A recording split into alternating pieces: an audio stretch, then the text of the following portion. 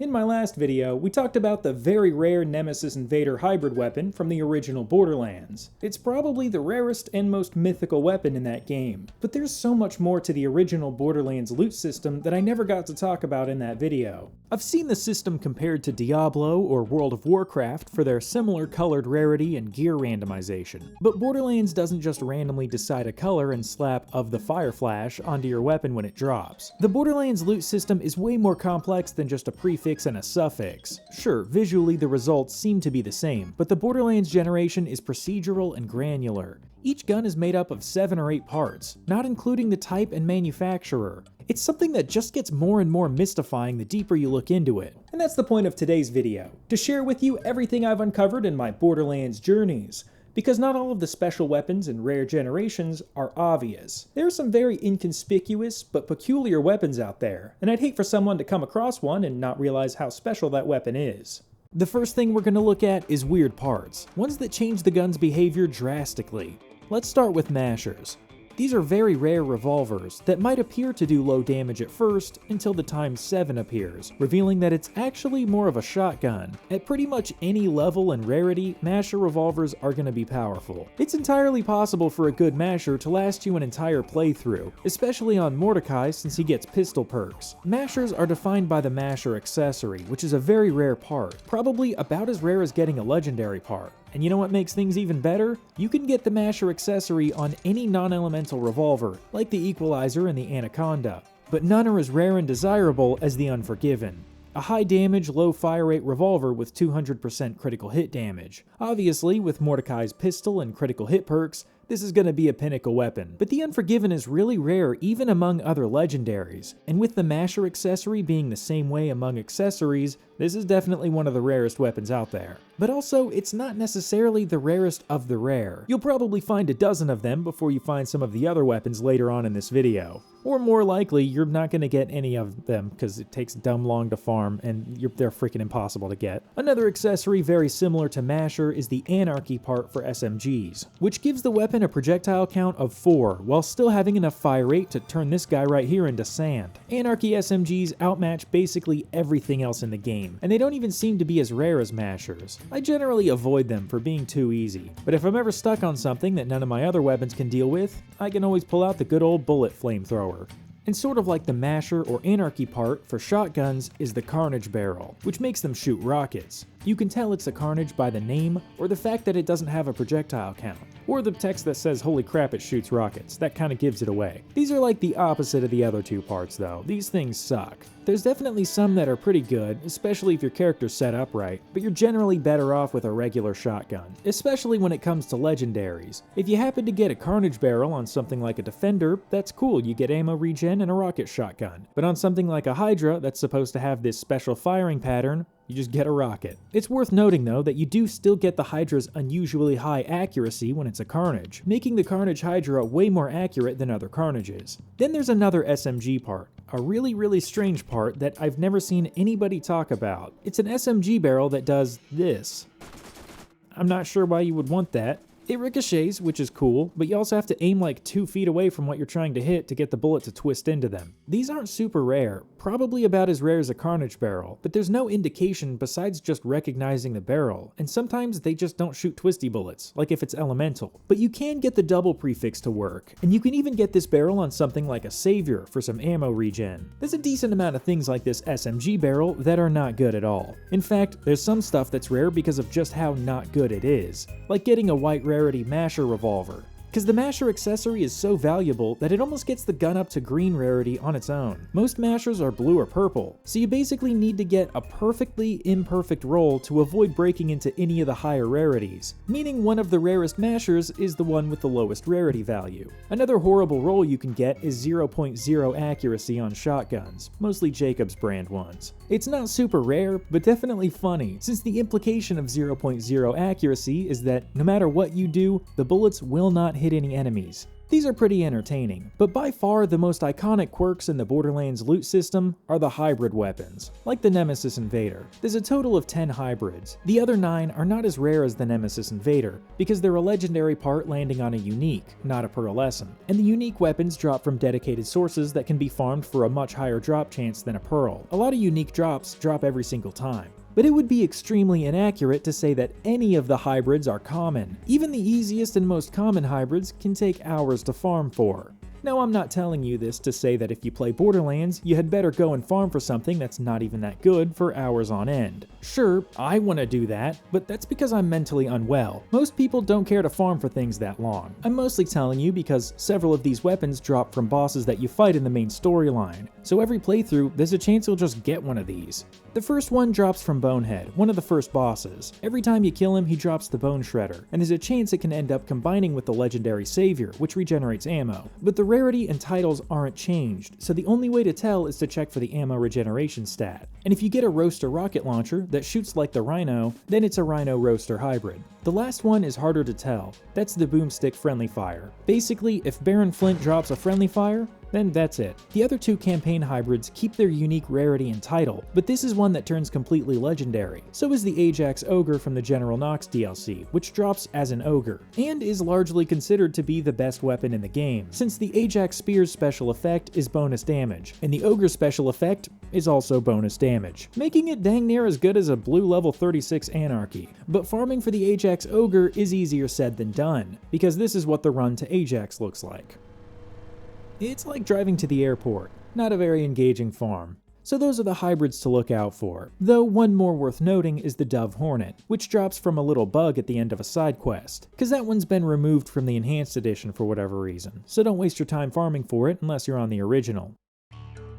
There are also a few pieces of non-hybrid gear that were fixed in the Enhanced Edition, weapons that generated completely wrong in the original version. So if you're playing the Enhanced Edition, the Draco and the Penetrator will look like this. But in the original, they looked like this. The Penetrator spawns as a purple or even a blue or green instead of being orange. So there could be a legendary sitting right there in front of you, and unless you look at the item card, you might completely miss it. And as for the Draco, you'd probably just miss it either way, cause it doesn't even have a special name. This just looks like a random purple machine gun. But the Fire Elemental Glorious Massacre with a very high magazine size and this specific accessory is actually a glitch legendary. It's considered a very, very rare item, not because its drop rate is super low, but because it's just hard to recognize when you get one. And to make things even weirder, this glitched version is actually better than the fixed version, because it gets the Massacre title stat bonus, which the version named Draco doesn't get. But these are the cool broken legendaries. There's also stuff like the Vengeance, which is supposed to shoot through enemies' shields 50% of the time, but instead shoots through them 0% of the time. And the Reaper, which boasts a whopping 100% melee damage, instead of its intended 300%, which especially sucks because the Reaper is easily the rarest legendary in the game. It's about as rare as a Pearlescent, maybe even a little rarer. I think its drop rates are a little bit higher in the Enhanced Edition, since I got 2 of them out of chests in the Claptrap DLC loot room. Luckily, the melee damage is just a small bonus perk. The main perk is a lifesteal melee, which does work just fine. But if you want to get technical though, this isn't actually the rarest legendary.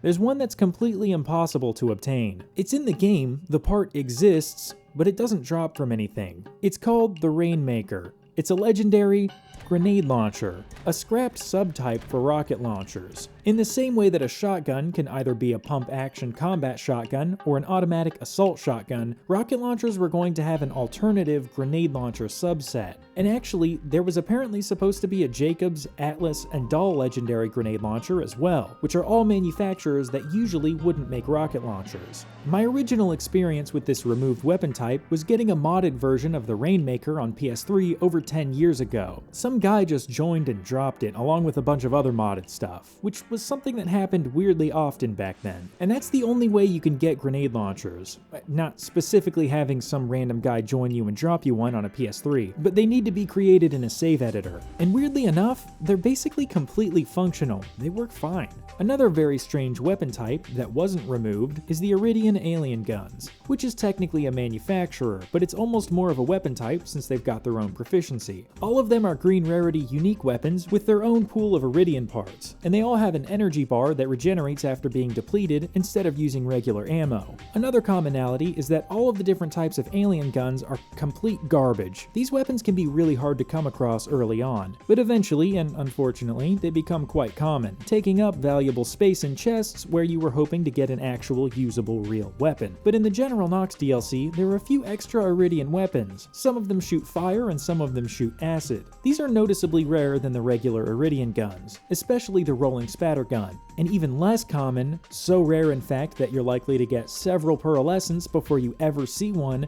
is a blue rarity fireball. But it keeps going. There's also the legendary Eridian Mega Cannon, which despite being very rare, is the worst weapon that I know of, having 0.2 fire rate, which means that it shoots once every 5 seconds.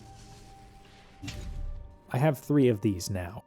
These are the rare things that I get. But it keeps going from there, because there are 2 more legendary alien guns that are far rarer than even the Mega Cannon, the Stampeding Spatter Gun and the Firebomb. The corrosive and fire alien guns are already rare enough among the green rarity, so getting a legendary and having it be one of these is ridiculously rare. But unlike pearlescents, regular low-tier Crimson Lance enemies can drop any of these, including the legendaries. But something regular Lancers can't drop is max level gear. In fact, not even Crawmerax drops level 69 gear. Once you hit max level, gear is going to drop from level 66 to 68. The only way to get level 69 gear is either from the item of the day in specific high-level gun machines, or as a drop from a Crimson Shorty or Mini Steve, which jump out of specific chests. Yes, these guys are considered better than Crawmerax. He just punched me to death. Which means that there's probably no way to get a max level pearlescent, but you can get max level legendaries, so you could potentially kill one of these guys, or check a high level gun machine and find a max level Unforgiven Masher, or a max level Reaper, or just any weapon that you like and could get that little bit more damage on. I don't know for sure, but considering other Lancers use alien guns, the Crimson Shorty could probably drop a max level legendary Eridian, which I'm guessing would be rarer than Crawmerax dropping a Nemesis Invader. Things like max level gear and hybrid farming have a strange but quite complimentary place in the Borderlands endgame. Something I do a lot of when playing on a max level character is farm the armory, and conveniently, on the way is Ajax, so I'll kill him and see if he drops the Ajax Ogre. Of course, it's a super rare drop, so I haven't gotten one yet, but it makes going back through the armory a lot more enjoyable. There's also some drifters before Ajax, which actually have 3 pearlescents that they can drop, so I'll kill them too. Then right before the armory, you've got a ton of enemies to fight. The big guys can drop pearls, and anyone can drop blue or legendary Eridian guns. You've also got 2 lance chests, which drop virtually everything, and one of the 2 will have a Crimson Shorty, which can drop max level gear. So I'm not really even farming for the Ajax Ogre or max level gear or rare alien guns, but I'm getting a chance at all of that stuff as a bonus to running the armory. I can't think of anything like this happening in the other Borderlands games. It's really awesome to have all of these different channels of progress happening all at once in the endgame, filling out your character, discovering new gear, and maybe even discovering new abilities on old gear. Not all of the uniques and legendaries tell you exactly what they do. In fact, most of them don't tell you anything. The Bessie, for example, might seem like it's just got its 500% critical hit damage perk, but it also has very high bullet velocity and 100% accuracy while aiming, the only sniper to reach that high. There's also the Atlas repeater called the Troll, which slowly heals you while it's equipped. Very slowly. And something I found cool about the unique that drops from Nine Toes, called the Clipper, is that it's got a blade on the bottom, which is not that cool, it seems normal, but it's also fire elemental. You won't see this anywhere else because the blade is an accessory, which is also where the elemental effect is supposed to come from. So in a way, it's got a double accessory. And legendary shotguns are a prime example of hidden effects. A lot of these don't seem to do anything at first, but if you shoot a wall, you'll see some of them have unique projectile patterns. The friendly fire, for example, shoots a smiley face, which is not good. Most of these are terrible patterns for hitting enemies, but great for shooting at a wall and going, And the Crux shotgun is an interesting one for sure. I used to think that it could roll with 2 elements, blast and corrosive, but it is weird that the blast Crux is SNS, while the corrosive Crux is Maliwan. So does that mean that two different manufacturers are making the same legendary? Well, if you look closer, the Blast Crux has a special cross projectile pattern, and the corrosive one doesn't. That's because this is not the Crux. It's the Plague. That's what its accessory is called in the files, but for some reason, the weapon in-game displays as also being the Crux. The same thing happened with the legendary Hyperion Sniper, which is called the Invader, just like the Repeater.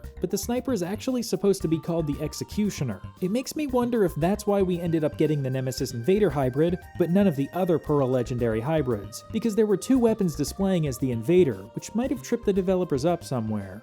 Whether it be glitched names, parts, rarities, or special effects, Borderlands' loot system is full of surprises. Most unique weapons just straight up don't tell you anything about what they do, you've just gotta experiment with them. And it's that unrestricted freedom and sense of exploration and experimentation that makes the first Borderlands my favorite.